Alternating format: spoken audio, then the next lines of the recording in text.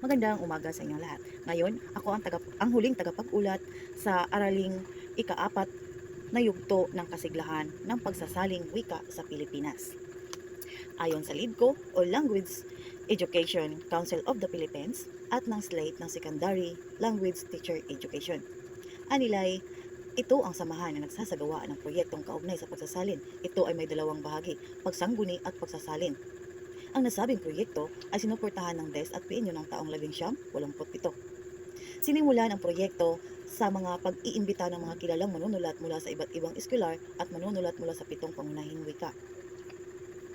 Una ang Cebuano, Ilocano, Hiligaynon, Bicol, Samar, Leyte, Pampanga at Pangasinan.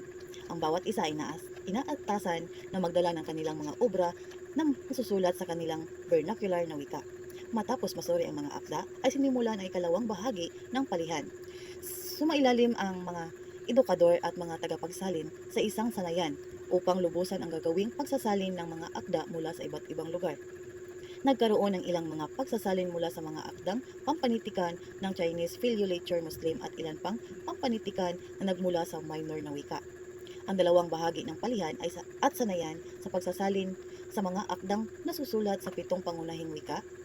Ang samahan ay nakabuo ng 2 bulyong na aklat mula sa mga saling panitikan sa wikang Pilipino. Ito ay batay sa ulat na ibinahagi ng Slate at ng DES noong taong 1988 matapos nila sinaaklat ang nasabing obra na pagsasalin. Naisalin sa nasabing palihan at sanayan ang alamat at kwentong bayan 14 na bilang. Dula na 4 ang bilang, kwento 30 bilang, sanaysay 8 bilang at ang huling tula 50 bilang.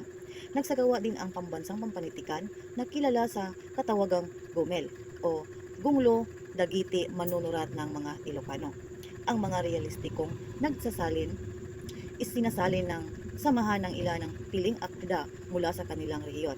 Ang mga natapos nilang salin ay kanilang isinaaklat at ibinigyan ng pangalang Kuridatan. Narito ang mga akdang pampanitikan na isalin sa wikang Pilipino. Una, ang gawa ni Acacio Angel. Pagsasalin ng biag nilamang at pag-aaral ng matandang kalinangang Iloco na inilarawan ng epiko ng taong 1969. Pangalawa, kang Andrade Evancia.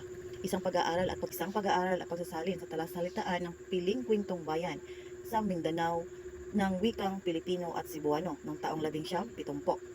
Susunod si Cinco Felicitas, isang pag-aaral at pagsasalin sa Pilipino ng mga alamat, kwentong bayan, talambuhay ng bayani, ng puo, katutubong sayaw at awit, mga kaugalian at pamahiin ng kanlurang Samar noong taong 1968.